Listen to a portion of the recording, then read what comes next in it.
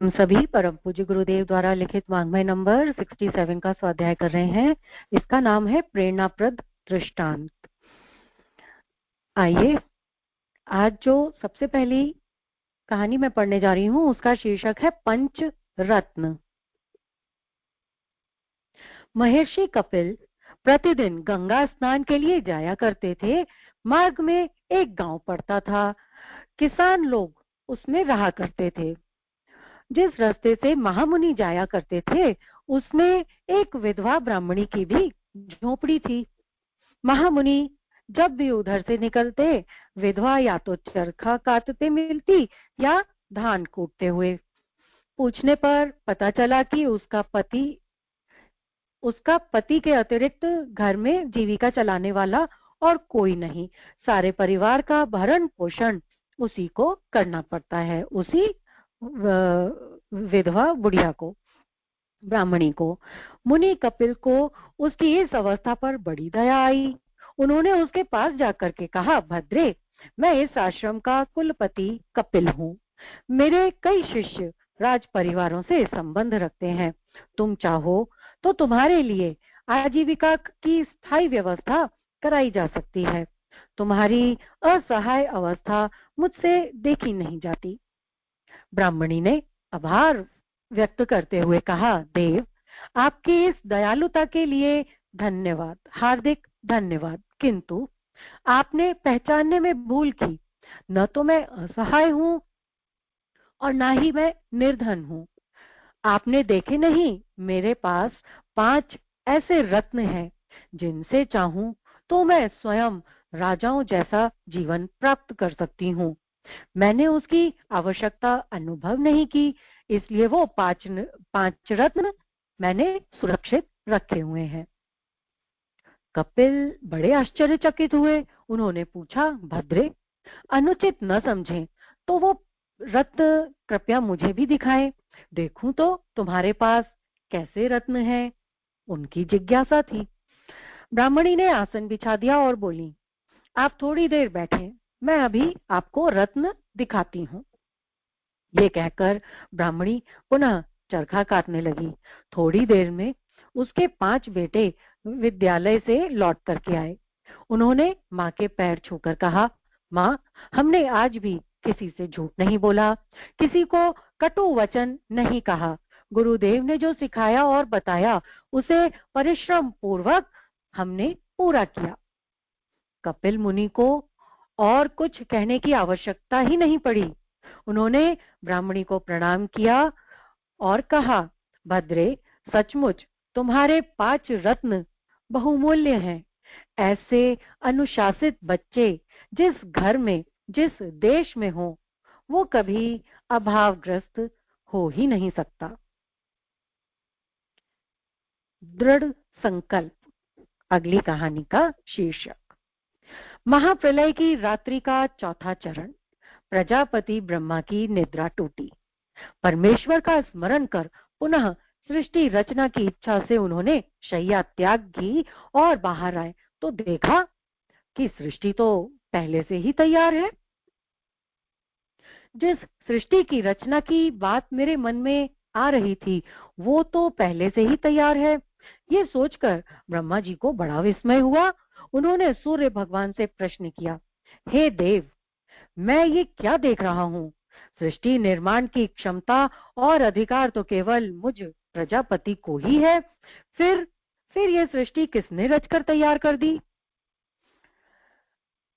सविता देवता हंसे और बोले, महापुरुष, ये तो आपने एक और ही देखा है। अभी आप आग्नेय, दक्षिण, नैऋत्य, पश्चिम, वायव्य, उत्तर, ईशान, ऊर्ध्व और अधः दिशाओं की ओर भी जरा नजर दौड़ाएं। प्रजापति ने 10 दिशाओं की ओर घूम करके देखा तो उन्हें सर्वत्र एक एक सृष्टि के दर्शन हुए। इससे उनका असमंजस और भी गहरा होता चला गया। विस्मित ब्रह्मा जी ने कहा, भगवान, अब और अधिक पहेली मत बुझाइए। कृपया ये बताइए कि ये सब सृष्टियां किसने रची? आखिर कौन इसका रचयिता है? मुझ जैसी क्षमता किसी और में आई तो आई कैसे? सूर्य भगवान ने बताया, प्रजापति, आपकी पूर्व रचित सृष्टि में इंदु नामक एक ब्राह्मण के बहुत समय तक कोई संतान नहीं हुई। किसके? इंदु नामक एक ब्राह्मण के बहुत समय तक कोई संतान नहीं हुई। तब उसने भगवान शिव की पूजा की। शिव जी ने प्रसन्न होकर उन्हें 10 पुत्रों का वरदान दिया।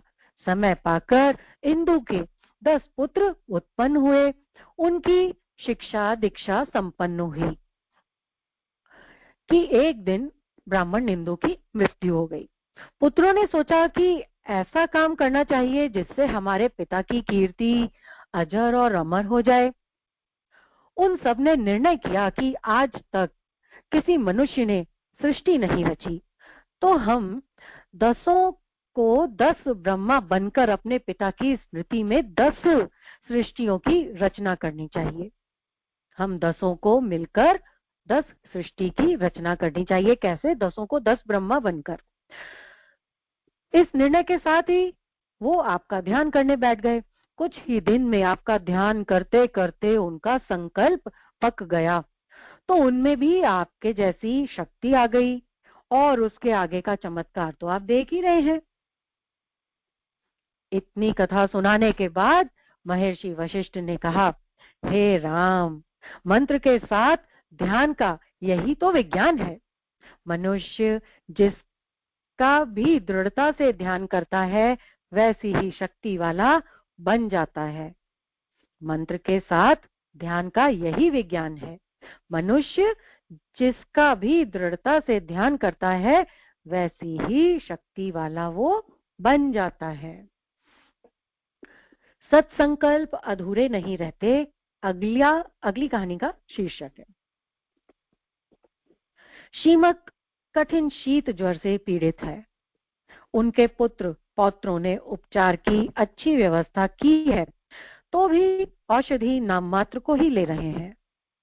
उनका कथन है कि औषधि का काम विष के प्रभाव को रोकना भर है, रोग को नष्ट करना नहीं। वो काम तो प्रकृति स्वयं भी कर सकती है, तब हम उसमें हस्तक्षेप क्यों करें?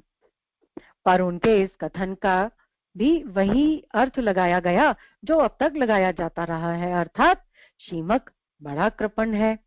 घर में अतः धनराशि होते हुए भी वो न तो अच्छा खा सकता है, न अच्छा पहन सकता है, बाल बच्चों को देना तो दूर। अब जब उसका अपना ही जीवन संकट में पड़ गया है, तब भी वो पैसे का इतना मोह। छी, शीमक की कृपणता कलंक नहीं तो और क्या है।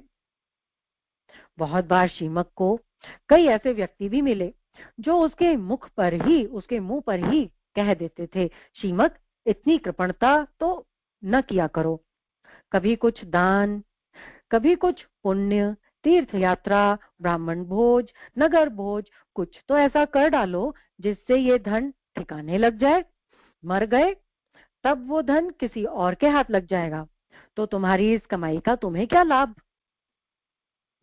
शीमक हंस पड़ते और अच्छा अच्छा कहकर उस प्रसंग को टाल देते थे। ऐसे अवसर आते तो दूर दृष्टि डालते हुए शीमक की मुख मुद्रा देखने से प्रतीत होता था मानो वे सुदूर भविष्य में कोई कुछ खोजना चाहते हैं। ये आज तक उनके पुत्र परिजन भी समझ नहीं सके थे।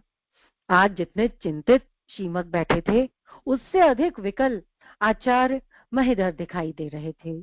उन्होंने बड़े परिश्रम के साथ वेदों का भाष्य किया था। भाष्य भी ऐसा किया था कि जो विद्वान उसे पढ़ता धन्य हो जाता, किंतु धन के अभाव के कारण आज स्वयं महीधर इतने निराश हो गए कि उन्हें अपना इतना सारा तप ही निरर्थक लगने लग गया। वो इतने निराश हो गए थे। वो चाहते थे कि वेदों का ये भाष्य घर घर पहुंचे ताकि बौद्धों के प्रभाव को थोड़ा रोका जा सके, पर उनकी आकांक्षा ही रही, कोई उपाय नहीं बन सका। शीमक ने ये समाचार सुना तो वो चुपचाप घर से निकल पड़ा। कहाँ गया शीमक? कई दिन तक खोज की गई, पर इस बात का पता नहीं चला। बहुत दिन बाद जब मैदर के वेद भाष्य घर घर पहुंचने लगे, तब लोगों ने इतना भर सुना कि कोई एक देव पुरुष उनके पास आया था। उसने अपनी सारी संपत्ति उन्हें देकर कहा, आचार्य प्रवर, सदिच्छाएं धन के अभाव में रुकती नहीं। ये रही मेरी जीवन भर की कमाई, इसे आप काम में लेकर मेरा जीवन धन्य करें। उसके बाद फिर उस महापुरुष के कभी दर्शन ही नहीं हुए। कहते हैं वो वानप्रस्थ ग्रहण कर अंतिम साधना के लिए अंतेवासी हो गया था। कौन था वो? शीमक ही था, जिसने की अपनी सारी धन संपत्ति उन आचार्य जी को दे दी थी। धन यहां न सही, कहीं और सही। बड़ी मजेदार कहानी है, आइए इसको पढ़ते हैं। एक व्यक्ति के पास बहुत धन था, पर स्वभाव से वो था कंजूस, एक नंबर का कंजूस। न स्वयं खा पी सके और न किसी को दे सके। घर में अपने धन को इसलिए नहीं रखता था कि कोई चोर डाकू उसको चुरा कर न ले जाए।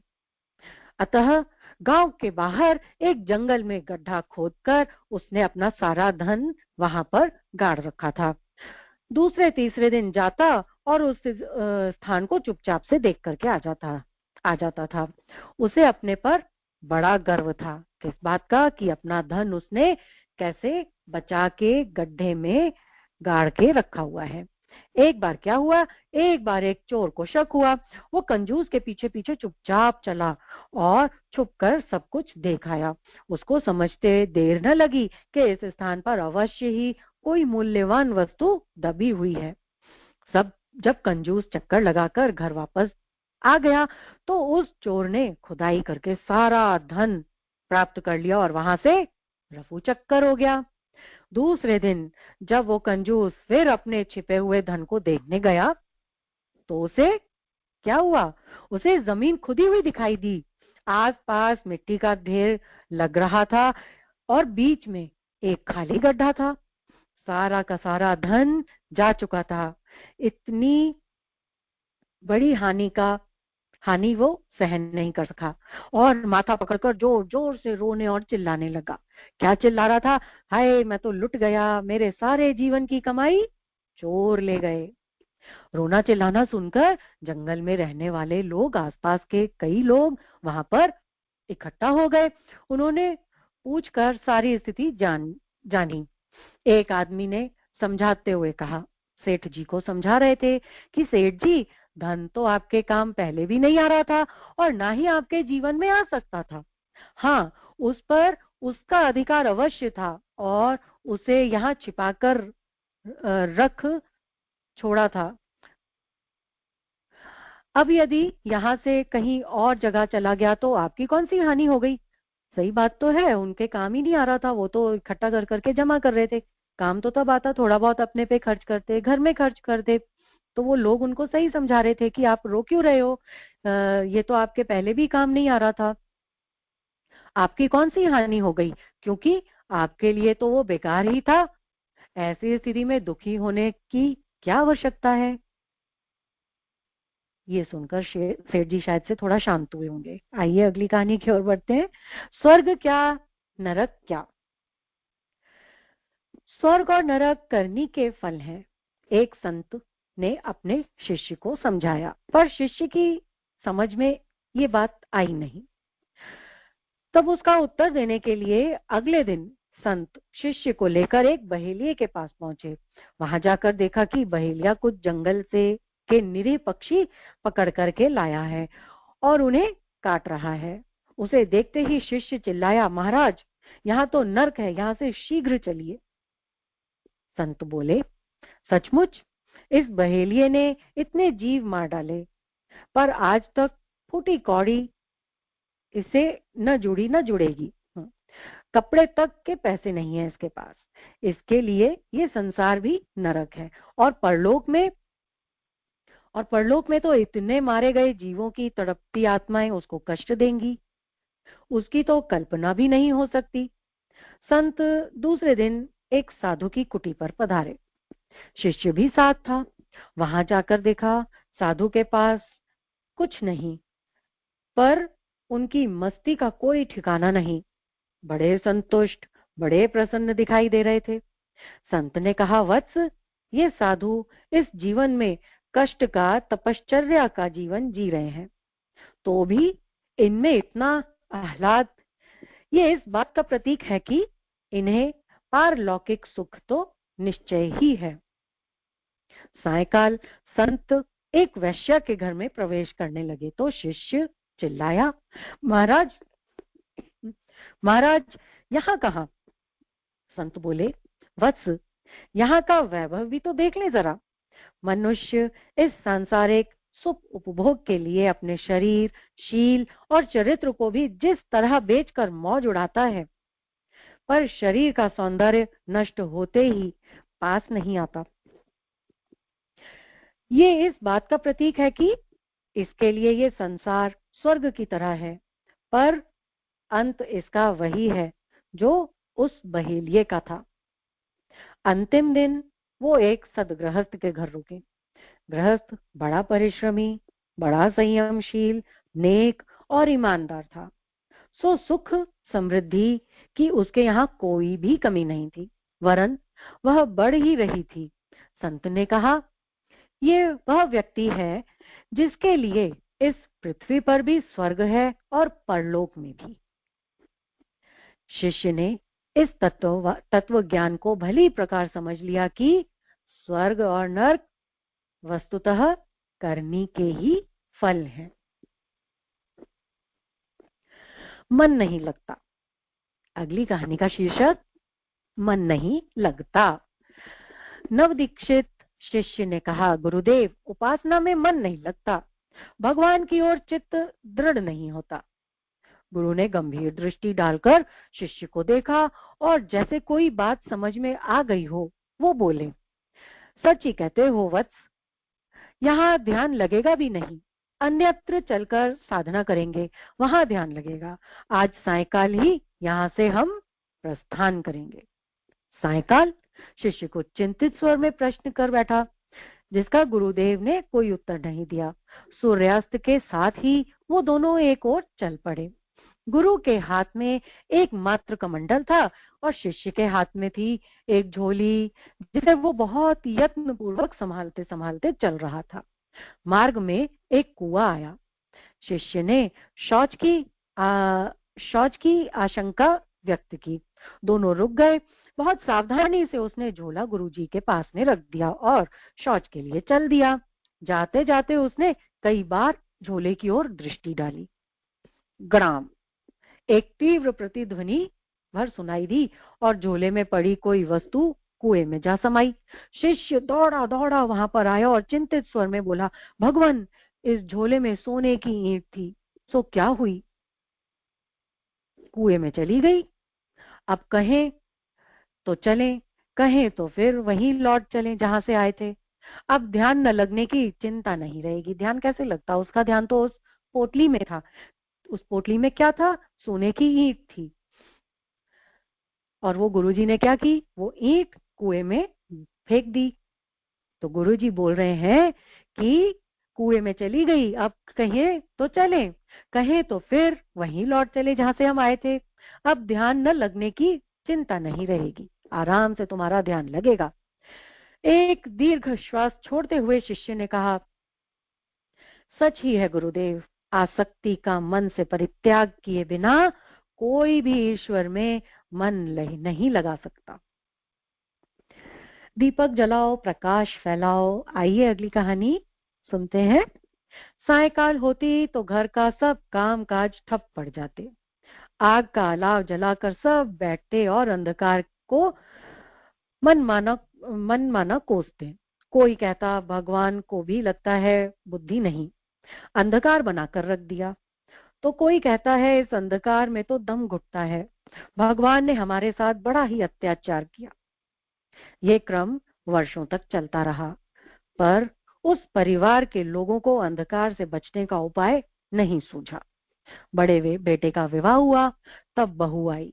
घर के सदस्यों में एक की वृद्धि हुई, पर ये छोटी सी वृद्धि भी बहुत बड़ी थी, क्योंकि बहू पढ़ी लिखी और समझदार थी।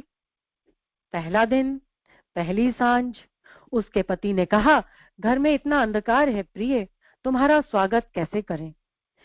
इस दुष्ट अंधकार को भगवान न बनाता तो क्या उसका कुछ बिगड़ जाता। पति के भोलेपन पर पत्नी को हंसी आ गई। उसने कहा, अरे मेरे देवता, अंधकार कोई स्वतंत्र सत्ता नहीं। प्रकाश के न होने पर दूसरा नाम अंधकार है। प्रकाश के न होने पर उसका दूसरा नाम अंधकार है। पति तो था अनपढ़, उसे कब कुछ भी समझ में नहीं आया। फिर तो बहू उठी और एक दीपक लेकर के आई। उसमें घर में से लेकर तेल डाला, फिर थोड़ी रुई लगाई, बाती बनाई, दिए में डाली और फिर उसे आग से जला दिया। वर्षों से घिरा घर का सारा अंधकार पल भर में सिमटकर न जाने कहां अस्त हो गया। घर के लोग बड़े हर्ष में झूम उठे। सबने बहू की आरती उतारी और उसका दही मिश्री के साथ स्वागत किया। आज का संसार ही अंधेरे में भटकते लोग हैं। आज का संसार ही अंधेरे में भटकते लोग हैं। उन्हें कोसने वाले वो लोग हैं जो आज समाज के नेता हैं। वे उन जागृत आत्माओं का प्रतीक हैं जो संसार की वस्तु स्थिति को समझते हैं। अभी तक ऐसे प्रबुद्ध व्यक्तियों का समाज से विवाह नहीं हुआ है। जब आज के विचारशील लोग समाज से विवाह कर लेंगे, अर्थात अंधकार में भटकते हुए लोगों को प्रकाश देने की ठान लेंगे, तो फिर अंधकार का ठहरना कठिन हो जाएगा, अंधकार दूर होता चला जाएगा। विवेकशीलता ही मनुष्य की जीवन ज्योति। ये कहानी पढ़ते हैं। महाराज वीरसेन धर्मभीरू होने के साथ ही अंधविश्वासी भी थे। उन्होंने अपने दरबार में एक ज्योतिष रखे थे। उनमें से एक प्रमुख ज्योतिषी भी था जिसे राज ज्योतिषी की उपाधि दी गई थी। राजा वीरसेन को उनकी विद्या पर पूरा भरोसा था। राज ज्योतिषी जो काम कहते थे महाराज वही करते थे। एक दिन वीरसेन का मन शिकार पर जाने के लिए हुआ, लेकिन ज्योतिष से पूछे बिना वो कैसे जाते। उन्होंने तुरंत सेवक को भेजकर ज्योतिषी महाराज को बुलवाया।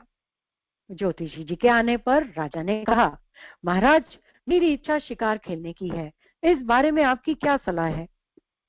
ज्योतिषी देर तक उंगलियों पर कुछ गिनते रहे, फिर बोले, महाराज आप खुशी खुशी शिकार पर जा सकते हैं। ज्योतिष शास्त्र के अनुसार आपको किसी तरह की कोई भी परेशानी नहीं होगी। ज्योतिषी की बात सुनकर राजा वीरसेन सैनिकों सहित अपने अपने घोड़े पर सवार होकर कहां चल दिए, जंगल की ओर चल पड़े। अब आगे क्या होता है। राज्य की सीमा पर स्थित जंगल में महाराज वीरसेन अपनी सेना के साथ पहुंच गए। वहां थोड़ी दूरी पर एक झोपड़ी दिखाई दी। झोपड़ी के बाहर एक कुम्हार बैठा चाक पर बर्तन बना रहा था। राजा अपनी सेना के साथ कुम्हार की झोपड़ी के सामने पहुंच गए। प्रणाम करने के बाद राजा को बैठने के लिए कुम्हार ने चारपाई लगाई। घड़े में से साफ पानी भरकर उसने सबको पिलाया। सबको पानी पिलाने के बाद वो राजा के सामने हाथ जोड़कर खड़ा हो गया और बड़ी विनम्रता से बोला, महाराज आपसे मैं बात कहना चाहता हूँ। राजा बोले, कहो क्या बात है, आपको देखकर लगता है कि आप शिकार के लिए निकले हैं। राजा बोले, हाँ तुम सच कह रहे हो, मैं अपनी सेना के साथ शिकार पर ही निकला हूँ। वो बोला, महाराज आप मेरा कहना माने तो यहाँ से आगे मत जाइए, जाने पर आप मुश्किल में फंस जाएंगे। अगर आप यहाँ से आगे गए तो आप मुश्किल में फंस जाएंगे। राजा ने कहा, अरे क्या पागलों जैसी बात करता है, मुश्किल किस बात की होगी। हमारे राज ज्योतिषी ने कहा है कि आप बिना किसी चिंता के शिकार पर जाइए, किसी प्रकार की कोई परेशानी नहीं होगी। और तुम हो कि कह रहे हो कि आगे जाने पर मैं मुश्किल में फंस जाऊंगा।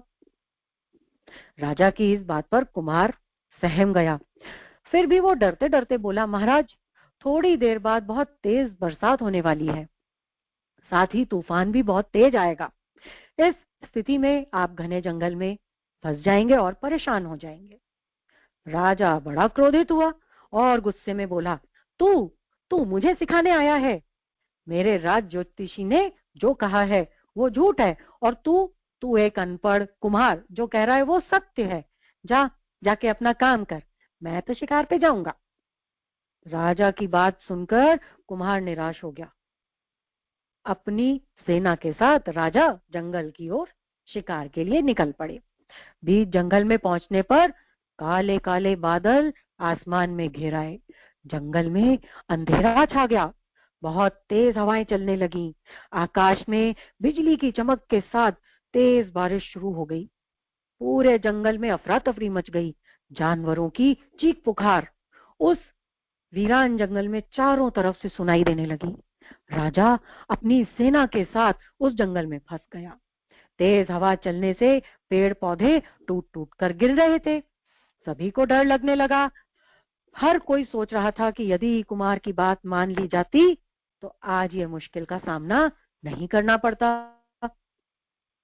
तूफान शांत हुआ। राजा निराश होकर सेना के साथ महल की ओर लौट पड़ा। राजा ने महल में पहुंचते ही राज ज्योतिषी को बुलाया। राज ज्योतिषी को राजा ने खूब खरी खोटी सुनाई। इसी के साथ उसको नौकरी से भी निकाल दिया। नौकरी से क्यों निकाला था? क्योंकि उसने गलत भविष्यवाणी कर दी थी। तो इसी के साथ उसको नौकरी से भी निकाल दिया। उसके बाद राजा ने उस अनपढ़ को लाने के लिए सिपाही भेज दिए। अनपढ़ कौन? वो कुम्हार। राजा ने कुम्हार का सम्मान करते हुए उसे राज ज्योतिषी के आसन पर बैठने का आदेश दिया। गरीब अनपढ़ कुम्हार अपना इस तरह सम्मान देखकर बड़ा घबरा गया। अभी तक तो राजा ने डांट लगाई थी और वो ही इतना सम्मान कर रहे हैं, देखकर वो बड़ा घबरा गया। डरते हुए बोला, महाराज, मैं अनपढ़ गरीब कुम्हार हूँ, मुझे ज्योतिष के बारे में एक अक्षर भी नहीं मालूम है, मैं भला आपको क्या सलाह दूंगा। राजा बोले, अरे तुम्हें बहुत ज्ञान है, मैंने तुम्हारा कहना नहीं माना, तभी तो जंगल में जाकर मैं मुश्किल में फंस गया। यदि तुम्हारा कहना मान लिया होता तो मुझे जरा सा भी कष्ट नहीं हुआ होता। इसीलिए तुम्हें आज से अपना राज ज्योतिषी नियुक्त करता हूँ। कुम्हार अब तक राजा की मनोवृत्ति से परिचय पा चुका था। वो समझ गया था कि राजा के मन में क्या चलता है, वो किस तरह के हैं। उसने सोचते हुए कहा, लेकिन महाराज, आंधी और तूफान की बात तो मैंने अपने गधे से जानी थी। आंधी और तूफान की बात मैंने गधे से जानी थी। महाराज, जब बरसात तूफान आते हैं तो मेरा गधा अपने दोनों कान खड़े कर देता है।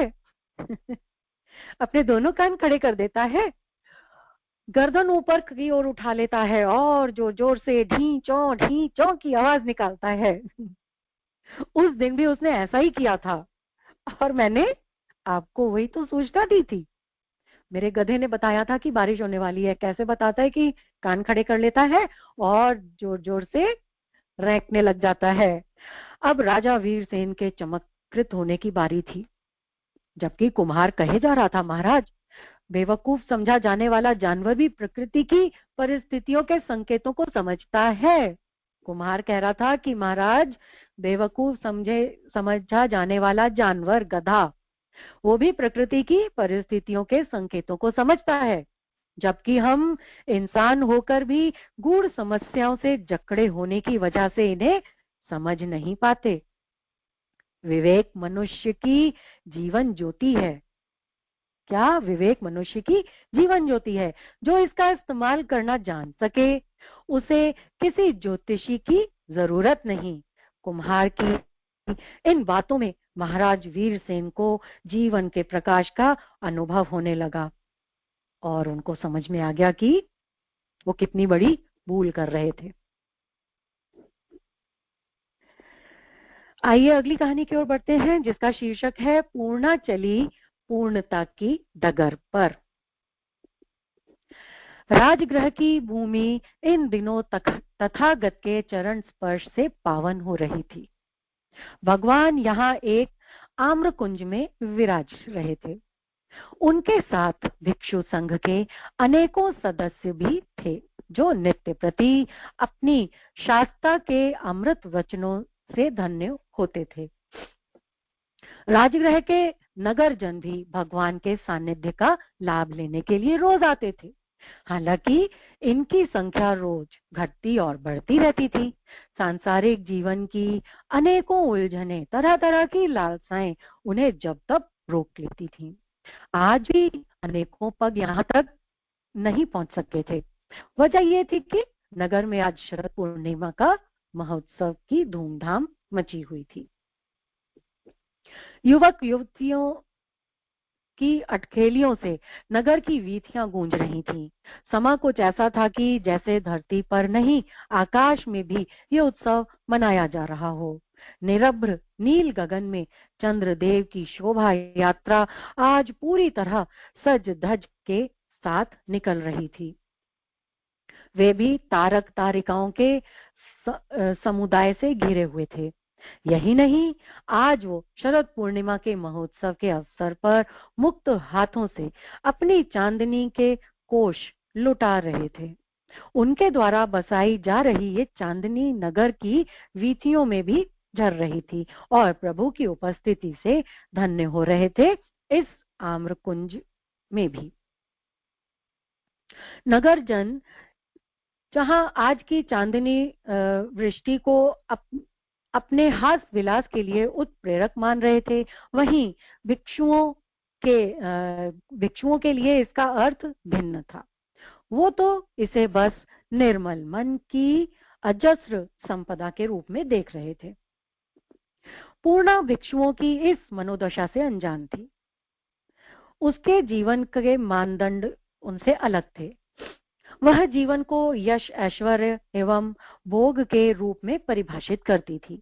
वह परम रूपवती तो थी ही, उसे अपने सौंदर्य पर बहुत घमंड था। इस सौंदर्य को अधिक से अधिक निखारना ही उसके लिए परम पुरुषार्थ था।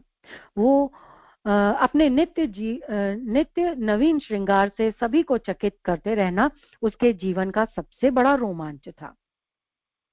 आज तो उसने कुछ विशेष ही श्रृंगार रचा था। यौवन से दीप्त सौंदर्य का साकार रूप बनी वह मदिर गति से अपने कक्ष में घूम रही थी। उसके आभूषणों की चमक रूप ज्वाला की लपट बनकर समूचे कक्ष में फैल रही थी। काम की कन्या सी कमनीय पूर्णा को आज अपने प्रिय की प्रतीक्षा थी। उसके सभी हाव भाव यही संदेश दे रहे थे। प्रतीक्षा से व्याकुल पूर्णा की दृष्टि उस आम्र कुंज पर पड़ी जहां भगवान अपने भिक्षुओं के साथ विराज रहे थे। उसने देखा अनेक भिक्षु शांत बैठे हुए हैं, अनेक भिक्षु खड़े हुए हैं, अनेक भिक्षु चल फिर रहे हैं। ये देखकर उसको बड़ी हैरानी हुई। उसने सोचा कि इतनी रात ये भिक्षु भला क्या कर रहे हैं, क्यों जाग रहे हैं। उसने सोचा कि आज तो अपने प्रिय की प्रतीक्षा में मैं तो अपने प्रिय की प्रतीक्षा में जाग रही हूँ। मेरे जागरण का कारण तो विरह की व्याकुलता है, लेकिन भला इन्हें किसकी प्रतीक्षा है? ये किसके विरह की व्याकुलता में जाग रहे हैं? कौन ये लोग जो भिक्षुक? ऐसा सोचते हुए वो एक कुटिल हंसी हंस दी और अपने आप ही बोली, अरे सब भ्रष्ट हैं, ढोंगी हैं, पाखंडी हैं। इन्हें भी अपने प्रेमियों प्रेयसियों की प्रतीक्षा होगी, अन्यथा आधी रात को इस तरह से जगते रहने का क्या प्रयोजन है। उसकी इस विडंबनाग्रस्त मनस्थिति से अवगत अंतर्यामी भगवान तथागत दूसरे दिन सुबह उसके द्वार पर भिक्षा के लिए पहुंचे। वो तो चौंक गई। एक पल को सोचा कि भला यहाँ ये क्यों आए हैं? पाखंडियों का ही तो गुरु है, हो ना हो ये भी पाखंडी है। मन में तो आया कि अभी भगा दें, लेकिन सामने खड़े इस शांत मुद्रा व्यक्ति को वो भगा न सकी। वो इनकार करना चाहकर भी इनकार न कर सकी।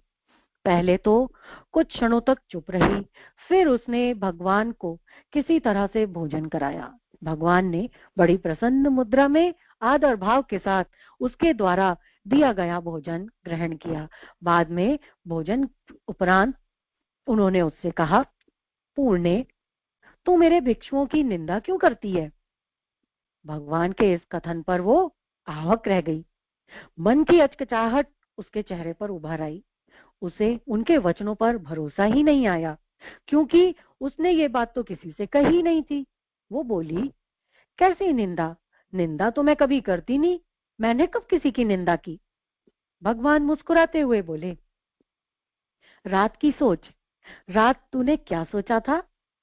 तथागत की तथागत के इस कथन पर पूर्णा बहुत शर्मिंदा हुई और फिर उसने सारी बात कह सुनाई। शास्ता ने उससे कहा, पूर्णे, तू अपने दुख से नहीं सोई थी, और मेरे भिक्षु अपने आनंद के कारण जागते रहे। तू विचारों विकारों के कारण नहीं सोती थी, जबकि मेरे भिक्षु ध्यान कर रहे थे। वो निर्विकार होने के कारण ही नहीं सोए थे। पूर्णा से बातें करते हुए तथागत का मुखमंडल करुणा से दीप्त हो उठा। वो अपनी बात को आगे बढ़ाते हुए बोले, नींद और नींद में भेद है पुण्य। इसी तरह से जागरण और जागरण में भी बड़ा भेद है। ये नया जागना सीख, पागल, पुराना जागना कुछ खास जागना नहीं है। सोए सोए तो सब गंवाया ही गंवाया, अब कुछ कमा भी ले। इसी के साथ उन्होंने एक धम्म गाथा कही, जिसका मतलब है, जो सदा जागरूक रहते हैं और दिन रात सीखते रहते हैं तथा निर्वाण ही जिनका एकमात्र उद्देश्य है, उनके ही कषाय कल्मश नष्ट होते हैं। भगवान के मुख से इस धम्म गाथा को सुनकर पूर्णा जैसे गहरी नींद से जागी। उसकी आंखों से प्रायश्चित की वेदना और जिज्ञासा की आतुरता एक साथ छलक आई। भावों की सघनता के कारण वह कुछ बोल नहीं पाई, पर अपलक नेत्रों से भगवान को निहारती रह गई। उसके इस परिवर्तन पर अपनी करुणा का जल झारते हुए भगवान अपने द्वारा कही गई कथा का मर्म उजागर करते हुए बोले, जागते वही हैं जो अपने लक्ष्य के प्रति समर्पित हैं और जिनका शिष्यत्व पूर्ण है। वे सीखने से कभी नहीं चूकते। दिन हो या रात, सुबह हो या सांझ, अपना हो या पराया, शत्रु हो या मित्र, कोई घृणा करे या प्रेम, कोई गाली दे या सम्मान, वो सीखते ही रहते हैं। जो हर चीज को अपने शिक्षण में बदल देने की कला जानते हैं, वही निर्वाण को अपना लक्ष्य बना पाते हैं। शरीर और मन की सीमाओं से मुक्त होकर सर्वव्यापी चेतना में लीन होने के लिए जो उत्सुक हैं, जो अपनी बूंद को सागर में गिरा देने के लिए उत्सुक हैं, ऐसे ही व्यक्ति अंधेरे के पार जाते हैं। प्रभु की इस वाणी को सुनकर पूर्णा पूर्णता की डगर पर चल पड़ी। उसके साथ और भी अनेकों पग इस ओर चलने के लिए उत्सुक हुए। एक कहानी हम और पढ़ते हैं, क्योंकि समय हो जाएगा जब तक। कर्मणा न्यासः इति कर्म संन्यासः। आइए, ये हमारी कहानी का शीर्षक है। सम्राट विजय कीर्ति की चहुं ओर कीर्ति थी। उनके दान का सुसमाचार चारों दिशाओं में प्रसारित हो रहे थे। उनकी विनम्रता, त्याग, सादगी, सरलता आदि विविध गुणों का खाद पानी पाकर उनके अंतर मन में अहम का बीज अंकुरित हो चला था। हर रोज उनका विविध विविध पोषण होने से उनकी बढ़ोतरी का अंत ही नहीं था। अब तो स्थिति ये थी कि परमात्मा से जितनी दूरी पर कोई मनुष्य हो सकता था, उतनी ही दूरी पर स्वयं सम्राट विजय कीर्ति खड़े थे। सच्चाई यही थी, मनुष्य की दृष्टि में ऊपर उठना जितना आसान है, परमात्मा के निकट पहुंचना उतना ही कठिन। जो मनुष्यों की दृष्टि में ऊपर उठने का आकांक्षी होता है, वो अपने ही अनिवार्यतः परमात्मा की दृष्टि में नीचे गिर जाता है। वो अपने आप ही अनिवार्यतः परमात्मा की दृष्टि में नीचे गिर जाता है। क्यों? क्योंकि जो उसके बाहरी जीवन में दिखता है, ठीक उसके विपरीत ही उसके अंतस में होता है। पर सामान्य जनों के चक्षु वहां तक नहीं पहुंच पाते। इसी कारण वह आत्मवंचना में पड़ जाता है। ऐसे में जरूरत स्वयं अपनी अंतर्दृष्टि की होती है, क्योंकि इसके बिना सामान्य जनों की आंखों में बनने वाली अपनी प्रतिच्छवि का कोई मूल्य नहीं। मूल्यवान तो बस वही प्रतिच्छवि होती है जो स्वयं की अंतर्दृष्टि के सामने अनावृत होती है। मनुष्य की वही मूर्ति और भी स्पष्टतर रूप में परमात्मा के दर्पण में प्रतिबिंबित होती है। आत्यंतिक रूप से व्यक्ति जो स्वयं के समक्ष है, ठीक वही वो परमात्मा के समक्ष भी होता है। सम्राट विजय कीर्ति अपने यश की धुंध से घिरकर अपनी अंतर्दृष्टि पूरी तरह से गंवा चुके थे। अब तो जैसे स्वयं के बारे में उनका कोई मत ही नहीं रह गया था। लोग जो कह रहे थे उसी को वो सुन रहे थे, समझ रहे थे और मान रहे थे। सम्राट विजय कीर्ति की इस यश गाथा के बोझ तले उनकी आत्मा दबती चली जा रही थी और दम तोड़ती जा रही थी। कीर्ति बढ़ती गई और आत्मा सिकुड़ती गई। उसकी शाखाएं फैल रही थी और जड़ें निर्बल हो रही थी। सम्राट विजय कीर्ति का एक अनन्य मित्र भी था। वो मित्र नगर का ही नहीं, समूचे देश का धन कुबेर था। दूर दूर से जैसे नदी नाले सागर की ओर दौड़ते हुए जाकर मिल जाते हैं, वैसे ही धन की सरिताएं उसकी तिजोरियों में आकर मिल जाती थीं। कितना धनी था। श्रेष्ठी विमलेंदु के नाम से वो हर कहीं जाना जाता था। धनपति होने के बावजूद वो अपने सम्राट मित्र के ठीक विपरीत था। दान के नाम पर एक कानी कौड़ी भी उससे नहीं छूटती थी। उसकी बड़ी अपकीर्ति थी।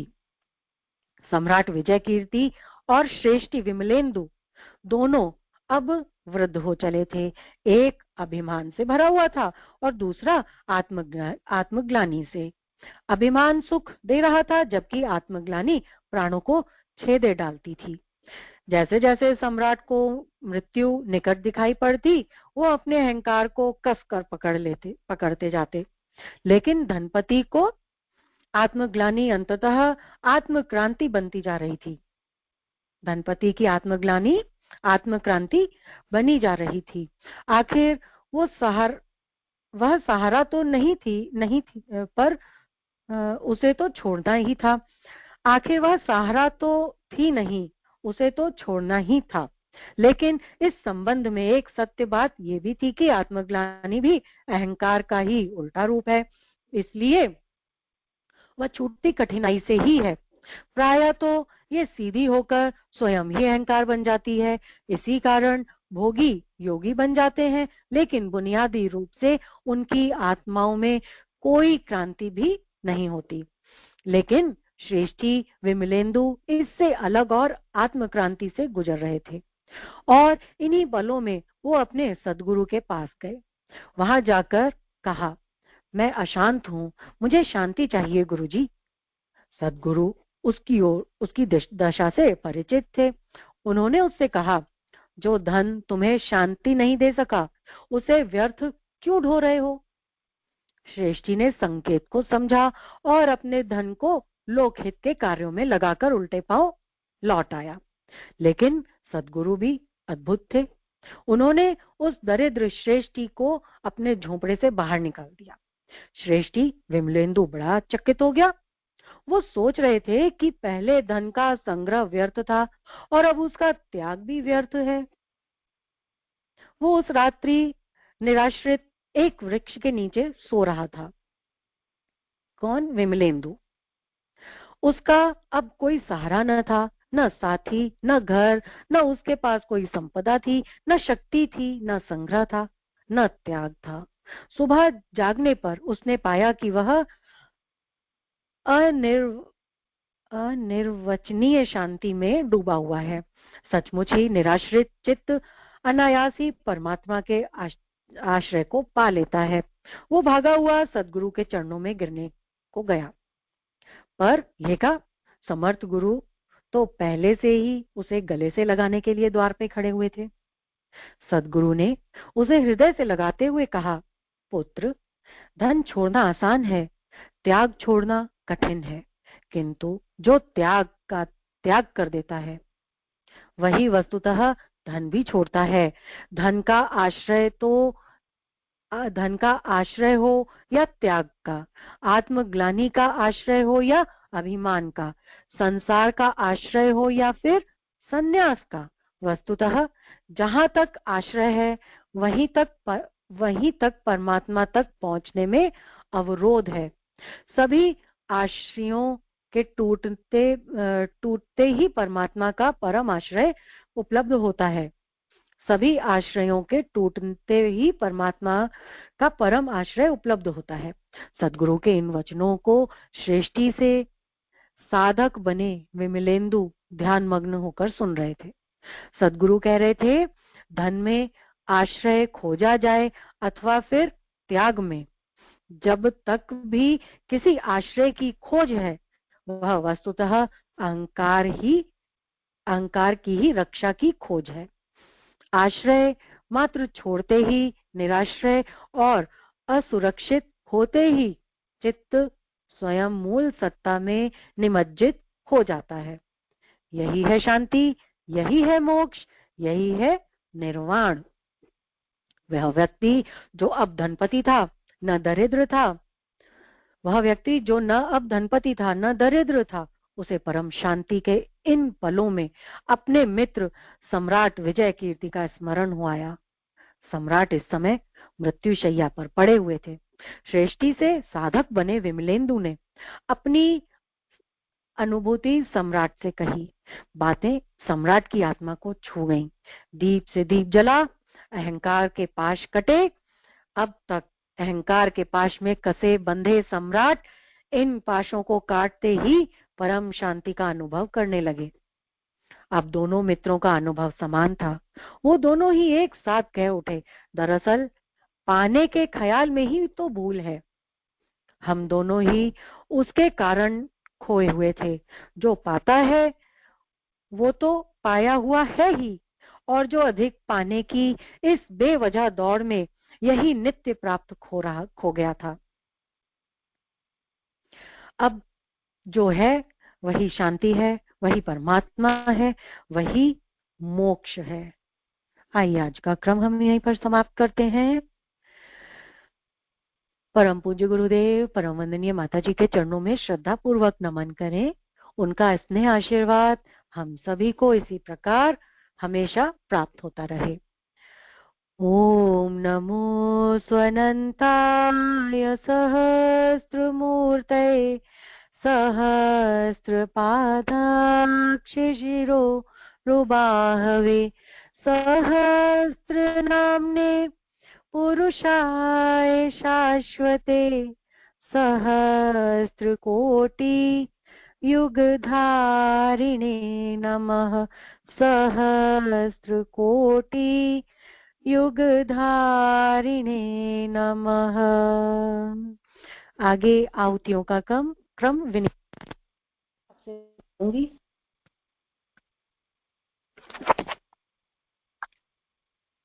सभी को मेरा प्रणाम।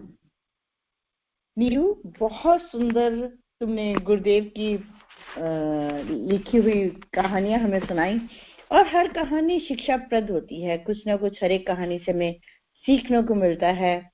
बहुत कुछ नई चीजें हम अपने जीवन में उतारें तो जीवन में काफी आगे बढ़ सकते हैं।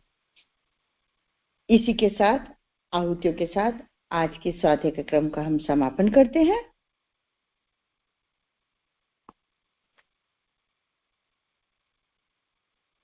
गायत्री मंत्र की 5 आहुतियां और महामृत्युंजय की।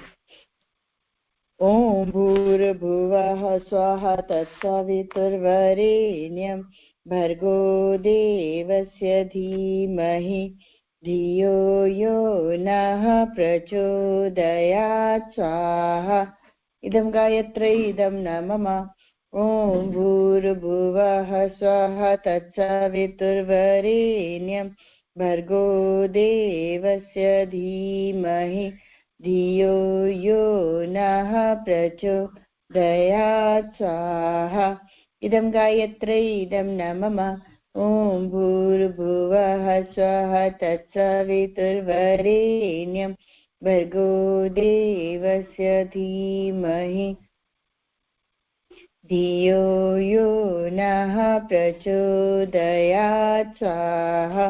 इदं गायत्र्यै इदं न मम ॐ भूर्भुवः स्वः तत्सवितुर्वरेण्यं भर्गो देवस्य धीमहि धियो यो नः प्रचोदयात् स्वाहा।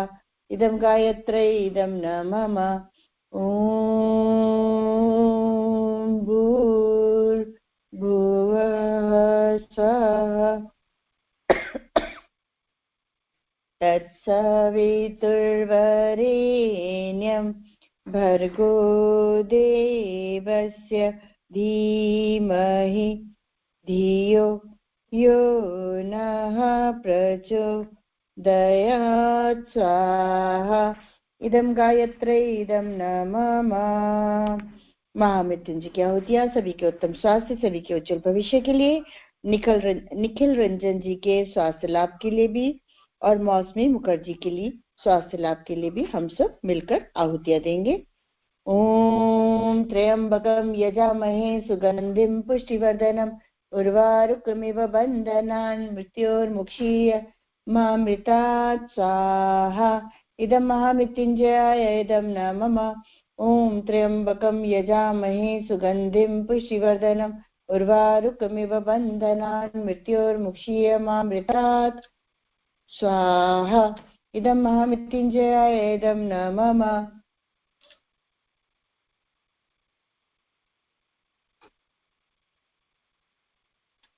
ॐ त्र्यंबकं यजामहे सुगंधिं पुष्टिवर्धनम् उर्वारुकमिव बन्धनान् मृत्योर्मुक्षीय मामृतात् स्वाहा। इदं महामृत्युंजयाय इदं न मम ॐ त्र्यंबकं यजामहे सुगंधिं पुष्टिवर्धनम् उर्वारुकमिव बन्धनान् मृत्योर्मुक्षीय मामृतात् स्वाहा। इदं महामृत्युंजयाय इदं न मम ॐ त्र्यंबकं यजामहे सुगंधिं पुष्टिवर्धनम् उर्वारुकमिव बन्धनान् मृत्योर्मुक्षीय मामृतात् स्वाहा। इदं महामृत्युंजयाय इदं न मम। शांति पाठ सभी के जीवन में सर्वत्र शांति ही शांति, इसी भाव के साथ शांति पाठ।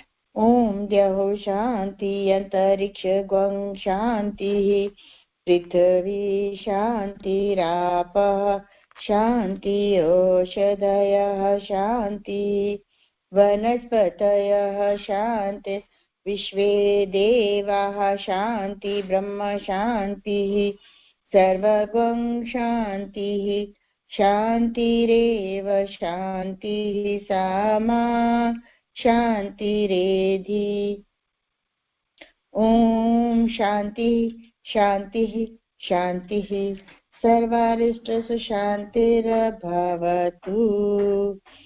दोपहर में 1:30 बजे ज्योति अवतरण साधना में और शाम को 5:40 पर गायत्री चालीसा नाद योग साधना में हम सब फिर से मिलेंगे। धन्यवाद। जय गुरुदेव।